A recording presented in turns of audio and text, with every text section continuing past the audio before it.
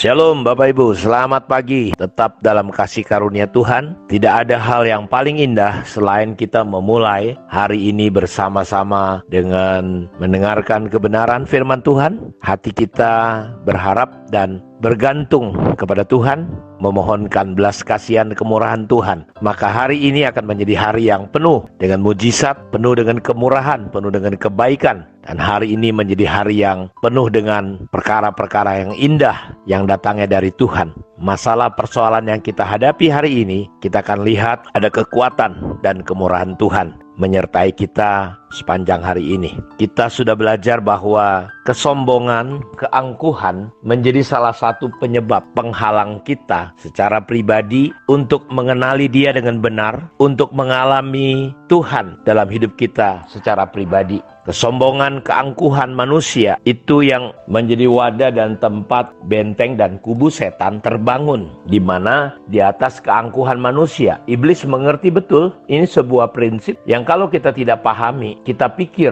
kita sudah tahu Tuhan, tapi ternyata kita terhalang. Seperti banyak kejadian di Alkitab, mereka sepertinya mengenal Tuhan, berbicara tentang Tuhan, tetapi ada yang menahan, ada yang membuat mereka tidak mengenali Tuhan. Karenanya Paulus berkata dalam 2 Korintus 5 ini, kami mematahkan setiap siasat orang dan merubuhkan setiap kubu yang dibangun oleh keangkuhan manusia untuk menentang pengenalan akan Allah. Kami menawan segala pikiran dan menaklukkannya kepada Kristus. Dan kita sudah melihat Bapak Ibu bahwa kerendahan hati, orang yang tinggi hati akan direndahkan, orang yang merendahkan hatinya akan ditinggikan oleh Tuhan. Makanya gak salah kalau Soleman berkata bahwa kerendahan hati itu mendahului kehormatan, mendahului kemuliaan, berkat Tuhan datang atas hidup kita. Sebaliknya kecongkakan mendahului kehancuran, tinggi hati mendahului kejatuhan. Jadi kalau kita membiarkan kesombongan membuat kita sulit mengenal Allah, dan itu hanya tinggal menunggu waktu kapan kita hancur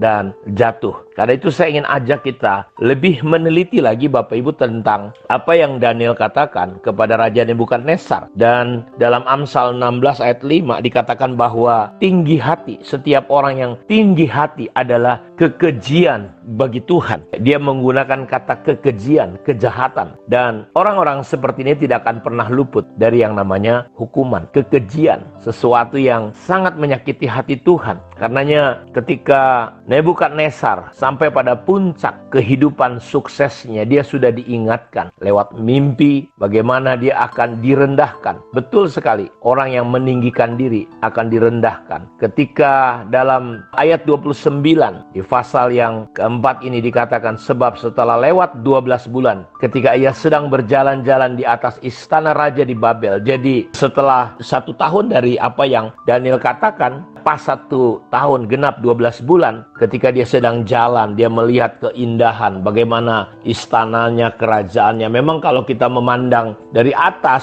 segala sesuatu itu menjadi begitu menakjubkan dan luar biasa. Dan ini yang Nebukadnezar katakan, berkatalah raja, bukankah itu Babel yang besar, yang dengan kekuatan kuasaku untuk kemuliaan kebesaranku telah kubangun menjadi kota kerajaan. Kita lihat kata aku. Jadi orang sombong selalu berpusatnya itu kepada aku, kepada dirinya. Orang yang rendah hati selalu melihat dan berpusat dari Tuhan. Jadi apa yang menggerakkan dia bukan dirinya kalau orang yang rendah hati, tapi dia selalu melihat, ini bukan aku, ini Tuhan. Kalau aku bisa sampai di titik ini Tuhan, bukan aku. Beda dengan Nebukadnezar. Nebukadnezar berkata, ini aku. Bukankah itu Babel yang besar itu, yang dengan kekuatan kuasaku untuk kemuliaan kebesaranku telah kubangun menjadi kota kerajaan. Dan itulah begitu dia meninggikan dirinya. Dia sudah diingatkan 1 tahun yang lalu oleh Daniel. Raja belum habis bicara ketika satu suara terdengar dari langit. Kepadamu dinyatakan, ya Raja Nebukadnezar, bahwa kerajaan telah dialihkan kepadamu. Nebukadnezar akhirnya hidup seperti kayak binatang, makan rumput. Kukunya panjang seperti kuku burung. Rambutnya seperti buru Raja Wali. Sampai kapan? Sampai dia mengakui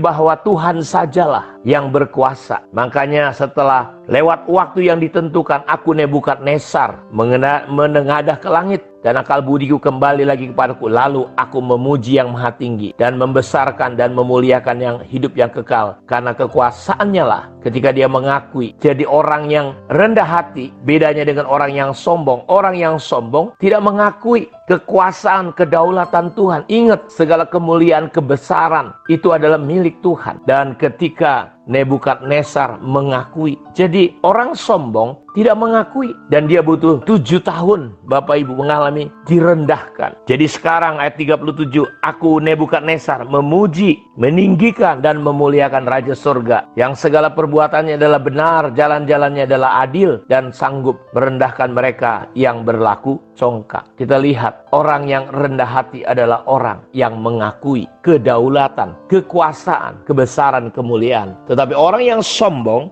dia mengakui bahwa dialah yang besar, dialah yang hebat, dialah yang jago, dialah yang pintar. Makanya nasihat di dalam ayat 27-nya, Daniel memberi nasihat, jadi ya raja, biarlah nasihatku berkenan pada hati tuanku. Karena Daniel tahu ini raja yang dihadapin. Lepaskanlah diri tuanku daripada dosa kesombongan maksudnya. Dengan melakukan apa? Keadilan. Jadi orang yang rendah hati itu Bapak Ibu dia bertindak adil. Dan ini nasihatnya Daniel, dengan melakukan keadilan. Dan daripada kesalahan dengan menunjukkan belas kasihan terhadap orang yang tertindas. Dengan demikian kebahagiaan Tuanku akan dilanjut. Jadi menghindari diri kita dari kesombongan. Mari layanilah Tuhan. Beri diri kita melakukan kebenaran, keadilan. Makanya dalam Pengkhotbah 7 ayat 8, akhir suatu hal lebih baik daripada awalnya. Panjang sabar lebih baik daripada tinggi hati. Jadi saya mau katakan, kita tidak bisa atur waktu.